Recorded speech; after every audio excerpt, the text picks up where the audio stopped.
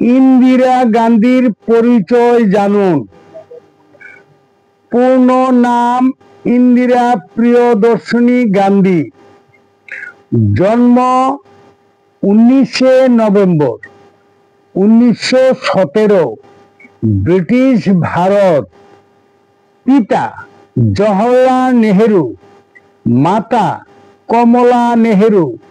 ধর্ম হিন্দু ধর্ম। শিক্ষা অক্সফোর্ড বিশ্ববিদ্যালয়। পুরস্কার ভারত রত্ন 1971। বিবাহ ফিরোজ গান্ধী 1942 সালে।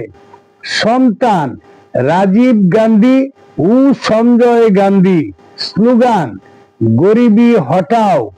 প্রধানমন্ত্রিত্ব 1966 থেকে 1977, 1980 থেকে 1984। যুদ্ধ নেতৃত্ব বাংলাদেশের মুক্তিযুদ্ধে সহায়তা। জরুরি অবস্থা 1975 সালে ঘোষণা করেন। পেশা রাজনীতিবিদ। রাজনৈতিক দল ভারতীয় কংগ্রেস।